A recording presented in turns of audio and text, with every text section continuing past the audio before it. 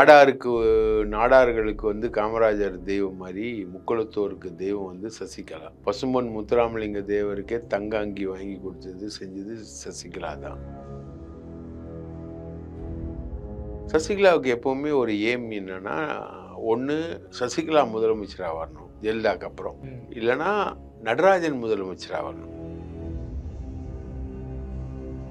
அப்போ இவங்க வந்து முழுக்க முழுக்க நடராஜனை முதல்வர் ஆக்குவது சம்பந்தமா சசிகலாவுடைய சதி திட்டம் எல்லாத்தையுமே வந்து ஜெயலலிதா கேட்குது.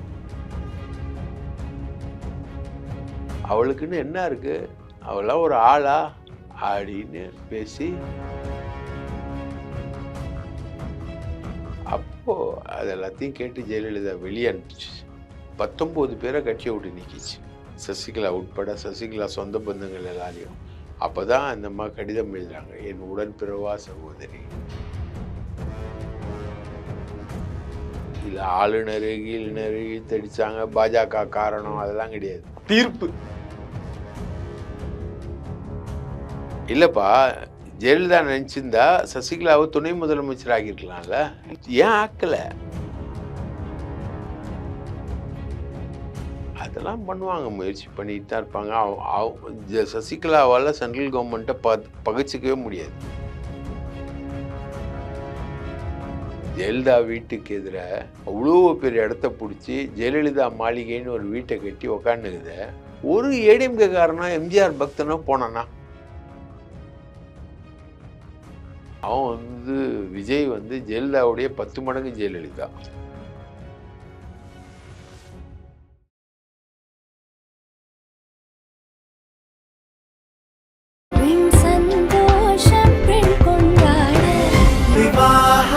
மணப்பெண்ணின் பிரத்யேகமான திருமணம் விவாஹா தி சென்னை சில்க்ஸ். தமிழகத்தின் பல எம்பி எம்எல்ஏக்களின் வெற்றிக்கு வித்திட்ட கிங் 360 தேர்தல் வியூக சாப்ட்வேர் 2026 புதிய வாக்காளர்களின் அப்டேட் விவரங்களுடன் உங்கள் தொகுதியில் உங்கள் வெற்றிக்கு வித்திடுகிறது. உங்கள் வாக்காளர்கள் தொகுதி, பூத், ஆண், பெண், வயது என பல வகைகளில் ஒரே நொடியில் உங்கள் விரல் நுனியில். Bulk WhatsApp, bulk voice call, viral தேர்தல் பிரச்சாரங்கள், ட்ரெண்டிங் செய்திகள் என கிங் 360 தேர்தல் வியூக பணிகள் குறித்த விவரங்களுக்கு உடனடியாக இணைந்திடுங்கள். உலக தமிழர்களுக்கு வணக்கம். இது கிங் டிவி. இன்றைய நிகழ்வில் நம்மோட அரசியல் விமர்சகர், மூத்த பத்திரிகையாளர் திரு தாமோதரன் பிரகாஷ் அவர்கள் நிகழ்வு இணைகிறார்கள். சார் வணக்கம். சார் வணக்கம். கவிஞர் இரா தமிழ்மாறன் அவர்களே வணக்கம். திருமதி சசிகலா அவர்களுடைய அரசியல் அடுத்த கட்ட ஒரு நகர்வை நோக்கி நகர இருப்பதாக தகவல் வந்துட்டு. முதல்ல சசிகலா, அம்மையார் ஜெயலலிதா முன்னாள் முதலமைச்சர், இந்த இருவருக்குமான நட்பு என்னவா இருந்தது சார் கடந்த காலங்களில்? ஜெயலலிதாவுக்கு பின்னாடி நிழலா இருந்ததா சொல்லப்படுது, அது என்னவா இருந்தது? அவங்க இல்லை, ஜெயலலிதாவோட நிழலாக தான் சசிகலா இருந்தாங்க. ஆனால் ஜெயலலிதா என்றைக்குமே அந்த தவறை மட்டும் செய்யவே இல்லை. சசிகலாவை அரசியலுக்கு ஜெயலலிதா கொண்டு வரவே இல்லை. ஜெயலலிதா நிறைய தவறுகள் செஞ்சுருக்காங்க, செஞ்சதெல்லாம் தவறு தான்.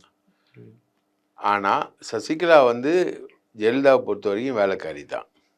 அதை தாண்டி சசிகலாவை கொண்டு வந்ததில்லை. இத்தனைக்கும் சசிகலா வந்து நீதிபதிகளை நியமிப்பார், சசிகலா வந்து போலீஸ் டிஜிபிக்களை நியமிப்பாருங்க. சசிகலா கிட்ட கெஞ்சினா போதும், எல்லாமே நடந்துடும். அவங்கள வந்து கைதுகள்லேருந்து கூட சசிகலாவால் காப்பாற்ற முடியும். ஜெயலலிதா காலில் உயர்றதை விட சசிகலா காலில் விழுந்தவங்க தான் அதிகம். தமிழ்நாடு முழுக்க ஒரு 10,000 பேருக்கு வந்து 1000 கோடி 2000 கோடிக்கு மேலே சொத்து வாங்கி கொடுத்தவங்க சசிகலா. அதுவும் குறிப்பாக முக்குளத்தூர் கேஸ்டுக்கு அவங்க தான் தெய்வம். நாடார்களுக்கு வந்து காமராஜர் தெய்வம் மாதிரி முக்குளத்தோருக்கு தெய்வம் வந்து சசிகலா. பசும்பொன் முத்துராமலிங்க தேவருக்கே தங்க அங்கி வாங்கி கொடுத்தது செஞ்சது சசிகலா தான். இந்த உடன்பிறவா சகோதரின்ற வார்த்தை, அக்கா அக்கான்னு நான் கூப்பிடுவேன்னு சசிகலா சொன்னது, இதெல்லாம் என்ன? உடன்பிறவா சகோதரின்ற வார்த்தை வந்து ஒரு தடவை அடிச்சு துரத்திட்டாங்க ஜெயலலிதா. எதனால? அப்போ வந்து இவங்க எல்லாரும் சேர்ந்து சொத்து குவிப்பு வழக்கு விஷயம் வந்து வழக்குக்காக இந்த அம்மா வந்து ஒரு ஹோட்டலில் தங்கியிருக்காங்க. அப்போ நாங்கள்லாம் போய் படம்லாம் எடுக்க ட்ரை பண்ணோம். காலையில் வாக்கிங் ஃபிசிக்கல் எக்ஸசைஸில் வந்து சசிகலா மாதிரி யாருமே இருக்க முடியாது. அவ்வளோ நல்லா எக்ஸசைஸ் பண்ணுவாங்க, நடப்பாங்க, ஓடுவாங்க, எல்லாம் பண்ணுவாங்க. அப்போது வந்து இவங்க எல்லாரும் உறவினர்கள்லாம் சந்தித்து பேசுகிறாங்க. சசிகலாவுக்கு எப்போவுமே ஒரு எய்ம் என்னென்னா, ஒன்று சசிகலா முதலமைச்சராக வரணும் ஜெயலலிதாவுக்கு அப்புறம், இல்லைன்னா நடராஜன் முதலமைச்சராக வரணும். கணவன் நடராஜன் வந்து ஒரு திராவிட இயக்க தூண், திராவிட இயக்க மாணவர், திராவிட இயக்கத்தில் இருந்தவர். நடராஜன் வந்து ஒரு பெரிய பத்திரிகை லாபிலாம் நடத்துவார். நிறைய பத்திரிகையாளர்கள் இன்னைக்கு நம்ம சொல்கிறோம் இல்லையா, சவுக்கு சங்கர், மணிலாம் மாதிரி, அந்த மாதிரி நடராஜன் லாபின்னு ஒன்று இருந்தது அந்த காலங்கள். அந்த காலம் இந்திய எதிர்ப்பு போராட்டத்தில் ஒரு பங்கு இருக்குன்றாங்க. இந்திய எதிர்ப்பு போராட்டத்தில் மாணவர் திமுகவில் இருந்தவர், அவரோட பங்கு இருக்குது. அவருக்கு வந்து கலைஞர் மாதிரி முதலமைச்சர் ஆகணும்னு ஆசை. அதுக்காக அது சம்மந்தமாக இவங்க வந்து அந்த தங்கியிருந்த ஹோட்டலில் இவங்க பேசும்போது அதை வந்து இப்போ ஒரு தீவிரவாதி யாரையாவது கடத்திட்டா அங்கே ஒரு டேப் வைப்பாங்க, அவனுக்கு தெரியாமல் அவன் என்னென்ன பேசுகிறான்றது வெளியில் இருக்க படை வீரர்கள் கேட்பாங்க. அந்த மாதிரி ஒரு டேப்பை வந்து சசிகலா இருக்கிற ரூமில் வச்சுட்டாரு ராமானுஜம், டிஜிபி அந்த ராமானுஜம். அப்போ இவங்க வந்து முழுக்க முழுக்க நடராஜனை முதல்வர் ஆக்குவது சம்மந்தமாக சசிகலாவுடைய சதி திட்டம் எல்லாத்தையுமே வந்து ஜெயலலிதா கேட்குது. நான் புரிதலுக்காக கேட்குறேங்க. நடராஜனை முதல்வர் ஆக்கணும் அப்படின்னா முதலமைச்சராக ஆகக்கூடிய வாய்ப்பு இருந்தால், அல்ல முதலமைச்சராக இருக்கக்கூடிய ஜெயலலிதாவை அந்த இடத்துல இருந்து அப்ரூவ் இல்லையா, அந்த திட்டமும் இருக்கும் இல்லையா? அப்போது சொத்து குவிப்பு வழக்கு தீர்ப்பு வருது. தீர்ப்பு வந்து பதவி போயிடும்ல, அப்போ யார் முதலமைச்சர்னா நடராஜன் முதலமைச்சர். வெற்றிடத்தை காற்று நிரப்பும்ன்ற மாதிரி நடராஜன் வெற்றி நிரப்பலாம். அப்போது அந்த டேப்பை கேட்டு ஜெயலலிதா டென்ஷன் ஆயிடுச்சு. எல்லா சொந்தக்காரங்களும் சேர்ந்து உட்காந்து அவ என்ன அவ பெரிய இவளா, இதய தெய்வத்து அம்மாவையா, அம்மாவை பேசுகிற வார்த்தைகள் கிடையாது. அவெல்லாம் ஒரு ஆள், அவளை தயார் பண்ணணுனால 3 hour ஆகுது, எல்லாமே நம்ம தான் பண்ணிக்கிட்டு இருக்கோம். நடராஜனுடைய அறிவுரை இல்லைன்னா அவள் இந்த அளவுக்கு வந்திருப்பாளா? புரட்சி தலைவி. ஆமாம், அந்த பாப்பாத்தி வந்து சமூக நீதி காத்த வீராங்கனைன்னு பட்டம் வந்திருக்குமா? அவளுக்கு என்ன தெரியும், என்ன அறிவு இருக்குது அவளுக்கு? அப்படி நம்ம இல்லைன்னா மன்னார்குடி டீம் இல்லைன்னா என்ன ஆயிருப்பா? அவளோட அண்ணன் பொண்ணு இருக்காள இவ தீபா, இதெல்லாம் குடும்பத்தையே நம்ம தானே பாதுகாத்து வச்சுருக்கோம் இன்னைக்கு வரையும். அவகிட்ட சேர்க்கலனாலும் நம்ம தானே பாதுகாத்து வச்சுருக்கோம். அவளுக்குன்னு என்ன இருக்குது? அவளாம் ஒரு ஆளா அப்படின்னு பேசி நடராஜனை முதலமைச்சர் ஆகிறதுக்கு எவ்வளோ எம்எல்ஏக்களை எப்படி தயார் பண்ணோம், எங்கேருந்து தயார் பண்ணோம், எப்படி கொண்டு போகணும், எங்கே ஆர்கனைஸ் பண்ணோம், எங்கே தங்க வைக்கணும், எல்லாத்தையுமே பிளான் பண்ணுறாங்க. கூவத்தூர் மாதிரி அன்னைக்கே. அப்போது அது எல்லாத்தையும் கேட்டு ஜெயலலிதா வெளியே அனுப்பிச்சு 19 பேரை கட்சியை விட்டு நீக்கிச்சு, சசிகலா உட்பட, சசிகலா சொந்த பந்தங்கள் எல்லாரையும். அப்போ தான் அந்த அம்மா கடிதம் எழுதுறாங்க, என் உடன்பிறவா சகோதரி அப்படின்னு எழுதுறாங்க. அப்புறம் இந்த அம்மாவோட எல்லா சீக்ரெட்டும் தெரியும்ல அவங்களுக்கு. அதனால் இது எங்கே வெளியில் போக போகுதுன்னு திருப்பி சேர்த்துக்கிச்சு. அப்போ அடிக்கடி வெளியே அனுப்பும், சேர்த்துக்கும். அம்மா வீட்டுக்கு அடிச்சு அனுப்புகிற மாதிரி பொண்டாட்டி அனுப்புகிற மாதிரி அனுப்பும். அது கோவம் வந்தால் அனுப்பும், சேர்த்துக்கும். இது வந்து ஒரு பெரிய கான்ஸ்பிரசி. இது நடராஜனை சிஎம் ஆகிறது. அதுதான் வந்து கூவத்தூரில் சசிகலா சிஎம் ஆக போச்சு.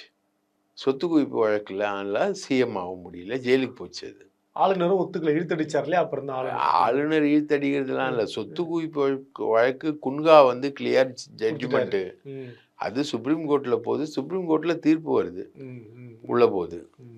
இல்லை ஆளுநர் கீழ்நர் இழுத்தடிச்சாங்க, பாஜக காரணம், அதெல்லாம் கிடையாது. தீர்ப்பு நீ தப்பு பண்ண ஜெயிலுக்கு போன, அவ்வளோதான். போனால் ஊதுவத்தி உருட்டின உள்ள உட்காந்து. நீங்கள் ஏற்கனவே ஒரு போன இதில் கூட சொன்னீங்க, ஊதுவத்தி உருட்டிட்டு இருந்தாங்க. ஆமாம், இதுதான் சசிகலா. கொடநாட்டுக்கெல்லாம் போகும்போது கூட சசிகலாவை கூட கூப்பிட்டு போகிறது, அதெல்லாம் ரொம்ப எல்லாம் கூப்பிட்டு போவாங்க. பர்சனலாக அவங்களுக்கு வந்து யாருமே கிடையாதுல்ல, ஃபேமிலியே கிடையாது, யாரையுமே நம்பவும் மாட்டாங்க. பர்சனலாக ஃபேமிலி கிடையாது அந்த அம்மாவுக்கு, முழுக்க சசிகலா தான்.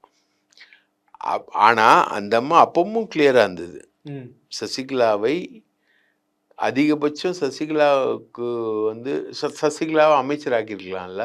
ஆமா, ஆகியிருக்கலாம் கண்டிப்பா. இப்போ உதயநிதி வந்து துணை முதலமைச்சர் ஆகுறாரு, ஏன் சசிகலா துணை முதலமைச்சர் ஆயிடக்கூடாது? ஆயிருக்கலாம்ல. எம்பியா கூட இருக்கலாம். எம்பிலாம் தேராது, குறைந்தபட்சம் பேசணும். அதான் தெரியும். துணை முதலமைச்சர் நான் நினைச்சேன் என்றால் என்ன செய்வேன் அது உங்களுக்கு தெரியும் அப்படின்ற மாதிரி பேசலாம்ல. நான் அருக்கதி ஸ்டாலின் மறந்துட்டாரு இப்போ இந்த அம்மா சசிகலா அம்மா. இல்லைப்பா, ஜெயலலிதா நினச்சிருந்தா சசிகலாவை துணை முதலமைச்சர் ஆக்கியிருக்கலாம்ல. ஏன் ஆக்கலை? ஏன் ஆக்கலை? பிடிக்கல. இது வந்தால் தெரியும். இது வந்து ஆக்டோபஸ்.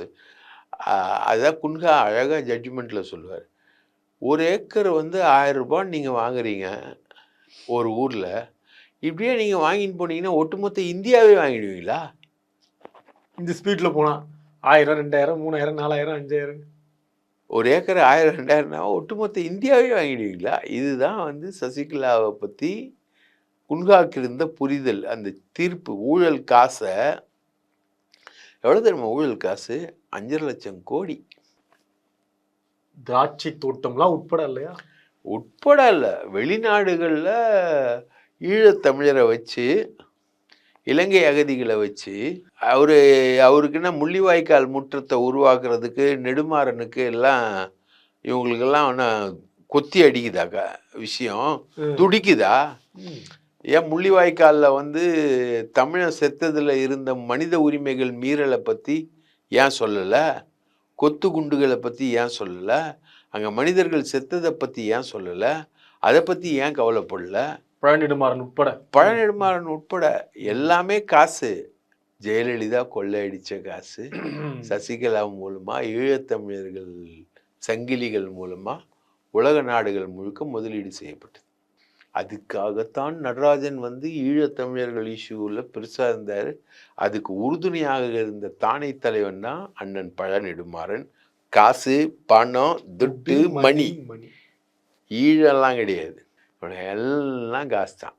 பிரபாகரன் மாதிரி தன்னுடைய உயிர், குடும்பம் எல்லாத்தையும் தியாகம் பண்ணி களத்தில் விழுந்த போராளிகள் மாதிரிலாம் இவங்க கிடையாது. பிரபாகரனோட தியாகத்துக்கு கால் மயிறு கூட இவங்கெல்லாம் சமமாக மாட்டாங்க. எல்லாம் ஜெயலலிதா அம்மையோட கூலிப்பட. ஜெயலலிதா அம்மையாருன்னா கூலிப்பட. பிரபாகரனை தூக்கிலிட வேண்டும், சட்டமன்றத்தில் தீர்மானம். அதே மாதிரி போர் என்றால் சில பேர் சாவத்தான் செய்வார்கள். முள்ளிவாய்க்காலில் விடுதலை புலிகள் கேடயமாக மக்களை பயன்படுத்துகிறார். அபாண்டமான வார்த்தை என்ன? அதுதானே சீமான் சொன்னான், இலை மலர்ந்தால் ஈழம் மலரும்னா. அதுவும் காசு தான். இன்னைக்கு ஈழ பிரச்சனை இல்லை, முழுக்க காசு தான் தம்பி. எல்லாத்துலேயுமே காசு. ஏன்னா அந்த பிரச்சனையை ஒட்டி இலங்கை தமிழர்கள் போய் உலகம் ஃபுல்லாக செட்டில் ஆகிட்டானுங்க. உலகம் ஃபுல்லாக செட்டில் ஆனதுனால அங்கே காசு இருக்குது அவங்க கையில். அந்த காசுக்காக தான் இவங்களாம். அதுதான் சசிகலாவுடைய நெட்வொர்க்கு. 5.5 லட்சம் கோடி இன்னைக்கு வரைக்கும் அதில் பல காசு ரிட்டர்ன் ஆகலை, திரும்ப வரல. அதெல்லாம் அவன் சொல்லிக்கிட்டான். இந்த அம்மா எதுவும் முயற்சி பண்ணலையா சசிகலாமா? அதெல்லாம் பண்ணுவாங்க, முயற்சி பண்ணிட்டு தான் இருப்பாங்க. சசிகலாவால் சென்ட்ரல் கவர்மெண்ட்டை பகைச்சிக்கவே முடியாது. ஏன்னா இவங்களுடைய முழுக்க பிஸ்னஸே வந்து அந்நிய செலாவணியை கையெடுக்கிறது தான். அதனால தான் டிடிவி தினகரனாலையும் ஒன்றும் பண்ண முடியல. பிஜேபி எதிர்த்து நாளைக்கு காங்கிரஸ் வருதுன்னா காங்கிரஸ் எதிர்த்து இவங்க ஒன்றும் பண்ண மாட்டாங்க. எந்த சென்ட்ரல் கவர்மெண்ட் வந்தாலும் இவங்களால ஒன்றும் பண்ண முடியாது. இப்போது நீங்கள் வந்து யோகியனாக இருந்தீங்கன்னா போராளியாக இருக்கலாம், நல்லகண்ணு மாதிரி. அவரும் முக்குளத்தூர் சமுதாயத்தில் பிறந்தவர் தான், நல்லகண்ணு. போராளியாக இருக்கலாம் யோகியனாக இருந்தா. திருடனாக இருந்தா டேல் கூட்டினா மாதிரி புத்திட்டு இருக்கு. போலீஸ்காரனுக்கு பயந்தானே தீரணும். நீ கேஸ்காரன் தானே, வெளியில் வேணால் வீரம் பேசலாம், பயந்தானே தீரணும். அதனால் சென்ட்ரல் கவர்மெண்ட்டை மீறி சசிகலாவால் ஒன்றும் பண்ண முடியாது. சசிகலா தனி கட்சி ஆரம்பிக்க போகிறதா வரக்கூடிய செய்திகள்லாம் சசிகலாவால் முடியாத விஷயங்கள். அதெல்லாம் மாநாடுன்றாங்க, மாநாட்டில் கட்சி அறிவிப்புன்றாங்க, எம்மில் அறிவிப்பாங்க. போய் ஒரு மாவீரன் வெள்ளத்துறை போய் பார்த்தார, கட்சியில் சேர்ந்து நான் போட்டி போட போகிறேன்னாரு. முக்குளத்தூர் சிங்கம் போட்டி போட சொல்லுங்கள், சசிகலா கட்சி ஆரம்பிக்க சொல்லுங்கள், அதில் வெள்ளத்துறை நிற்க சொல்லுங்க. ஏன் அவங்க கிரிக்கெட் ஆட மாட்டாங்களா என்ன சசிகலா அரசியல்ல? ஆஹா, பேட்டு கிடைக்காதா? பேட்டே கிடைக்காது. நீ கிரிக்கெட் ஆட ஆரம்பிச்சின்னா ஸ்டெம்பை தூக்கின்னு போயிடுவான் சென்ட்ரல் கவர்மெண்ட். அப்புறம் நீ எங்கே பவுலிங் போடுறது எங்கே? சசிகலா இருந்த உயரத்துக்கு ஜெயலலிதா நினைச்சிருந்தா சசிகலாவை எங்கேயோ கொண்டு போயிருக்க முடியுமா? ரொம்ப நெருக்கமா இருந்தாங்கன்னு உடலும் சதயமா இருந்தாங்க அவங்க அப்படின்வாங்க. உடலும் சதியமா இருந்தாங்க. இந்த காசு இப்போ வீட்டில் பயங்கரமா வேலை செய்கிறாங்க, வேலைக்காரி பயங்கரமா டெடிக்கேட்டடாக வேலை செய்கிறாங்க. இந்த காசு மாசமானா கொடுத்துட்டு போ, எவ்வளோதான். அம்மையா ஜெயலலிதாவோட அண்ணன் மகன் உருவெல்லாம் கூட தடுத்து நிறுத்துறது சசிகலா தான் சொல்லப்படுது. இடையில ஒரு சுவர் இருந்தது, பெரும் சுவர்னு. அண்ணன் மகன் அண்ணன் குடும்பத்தை அதான் நம்ம பேசணும். அண்ணன் குடும்பம் வந்து சங்கராச்சாரியாரோட நெருக்கமான குடும்பம். ஏற்கனவே கடந்த நேர்காணல சொல்லியிருந்தோம். அந்த குடும்பத்தை ஜெயலலிதாவுக்கு பிடிக்காது. அண்ணி வந்து ஏதோ ஒரு விஷயம், அன்னிக்கும் ஜெயலலிதாவுக்கு இடையில ஒரு பர்சனல் நெருடல் என்பது ஒன்று இருக்கு. அண்ணியை சுத்தமாக பிடிக்காது, ஜெயலலிதாவுக்கு பிடிக்காது. அதுவே சசிகலாவுக்கு லட்டு மாதிரி இல்லை, மேட்ரு செம்ம மேட்ரு ஆச்சு. அதெல்லாம் எடுத்து வச்சுக்கிட்டு விளையாட வேண்டியதான். ஜெயலலிதாவுடைய பர்சனல்லாம் எடுத்து வச்சுக்கிட்டு விளையாட வேண்டியதான். அதுக்கெல்லாம் தான் உன்னை வந்து பெரிய இடத்துல வச்சு காசெல்லாம் கொடுத்து எல்லாம் பண்ணாங்க. இந்த கேசட் எல்லாம் கொடுத்து ஜெயலலிதாவை உருவாக்குனாங்க, கேசட் சப்ளை பண்ணி பேச வச்சு, அதெல்லாம் உண்மைதானே? அதெல்லாம் அந்த காலத்தில் இப்போ யூடியூப் பார்க்குற மாதிரி அந்த காலத்தில் கேசட். அந்த காலத்தில் இப்போ நீங்கள் போகிற பிரச்சார கூட்டம், மக்கள் உங்களை எப்படி ரியாக்ட் பண்ணுறாங்க, ரிசீவ் பண்ணுறாங்க, இதெல்லாம் கேமரா எடுத்துன்னு போய் காட்டி. இப்போ நம்ம யூடியூப் பார்க்குறோம், நம்ம பேசுகிறத வந்து யூடியூப்பில் பார்க்குறோம், யூடியூப்பில் கமெண்ட் வருது, நம்மளே கரெக்ஷன் பண்ணுறோம், நம்மளே கரெக்ட் பண்ணுறோம், யூடியூப்பில் கமெண்ட்ஸ் வருது, எல்லாத்தையுமே வருது. அந்த காலத்தில் யூடியூப் உள்ள வீடியோ கேசட் தான், அதை தான் கொடுத்து வச்சுக்கிட்டு இருந்தாங்க. அவ்வளோதான். அன்றைக்கி யூடியூப் இருந்தால் சசிகலா கிடையாது. சசிகலா கிடையாது. அன்றைக்கி சோஷியல் மீடியா இல்லை, இன்றைக்கி சோஷியல் மீடியா இருக்குது. இன்றைக்கி சோஷியல் மீடியா இருக்கிறதுனால எல்லாம் எக்ஸ்போஸ் ஆகுது. ஜெயலலிதா வீட்டுக்கு எதிராக அவ்வளோ பெரிய இடத்த பிடிச்சி ஜெயலலிதா மாளிகைன்னு ஒரு வீட்டை கட்டி உக்காந்துக்குத. ஒரு ஏடிஎம்கே காரனா எம்ஜிஆர் பக்தனோ போனானா? இல்லையே. ஆமாம். ஜெயலலிதா வீட்டுக்கு எதிரிலேயே அவ்வளோ பெரிய இடத்த பிடிச்சி ஜெயலலிதா மாளிகைன்னு பில்டிங் கட்டி உக்காந்துக்கிறிய, ஒருத்தன் வந்தானா உன்னை பார்க்க? எவனும் வரலல்ல. நீ பத்திரிகையாளர்கள் சசிகலாவை பார்க்கறதுக்கு பத்திரிகையாளர்கள் அவ்வளோ போட்டி போட்டாங்க. சசிமா பார்க்குறாங்க, சசிமா பார்க்குறாங்க. சசிமா சின்னம்மா சின்னம்மா சின்னம்மா சின்னம்மா சின்னம்மா யாருக்கு சித்தின்னு தெரில, எங்கள் அம்மாவுக்கு தங்கச்சியான்னு தெரில. எல்லாருக்கும் உலகத்தில் இருக்க அம்மாங்களுக்கெல்லாம் தங்கச்சி இந்த மாதிரி தான், சின்னம்மா. டிடிவிக்கு தான் உரிமையாக கூப்பிடணும்ல சின்னம்மான்னு, அந்த உரிமை டிடிவிக்கு தான் இருக்கு. அவனே மதிக்கல. அவனே வந்து இப்போ பிரச்சனை என்னன்னா, விதவைகளை ஒரு கேவலமான ஒரு வார்த்தைகளில் பேசுவாங்க. ஆமாம் ஆமாம். அந்த வார்த்தைகளில் தான் சசிகலா பேசிக்கிட்டு இருக்கான் அவன். டிடிவியா? அப்படியான தகவல் வருது. ஆமாம். விதவைகளை மூணு ஆரம்பிக்கும் சொல்ல முடியாது. நாகரிகம் கருதி நம்ம சொல்ல நம்ம ஏத்துக்கல. ஆமா, அந்த வார்த்தையில தான் திட்டிக்கிட்டு இருக்கேன்.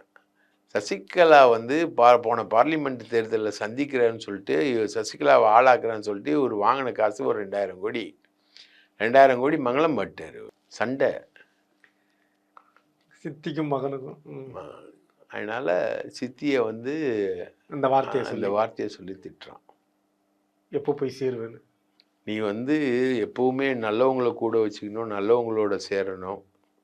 எங்கள் அம்மா ஸ்கூலுக்கு போகும்போது சொல்லுவோம், நல்லா படிடா, நல்லவங்களோட சேருடா அப்படின்னு, நல்ல பசங்களோட சேரு அப்படின்னு.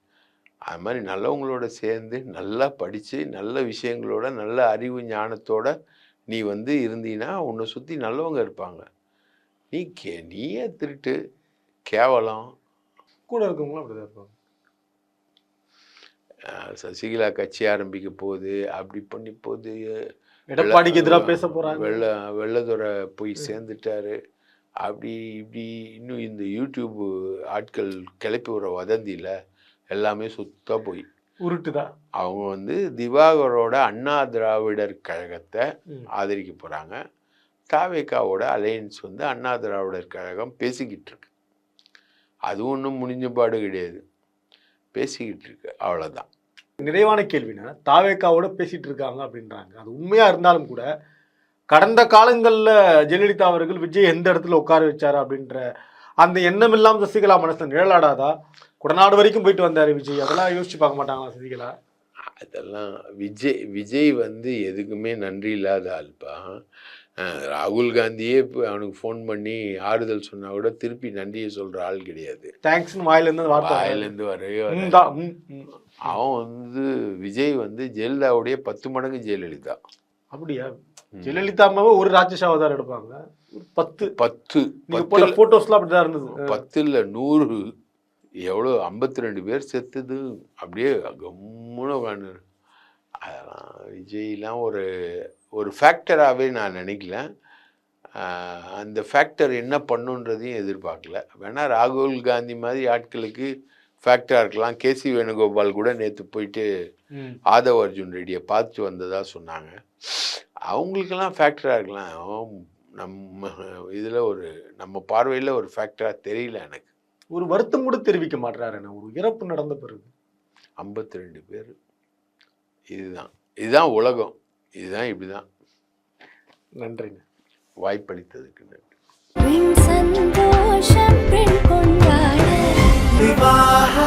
மணப்பெண்ணின் பிரத்யேகமான திருமணம் விவாஹா தி சென்னை சில்க்ஸ்.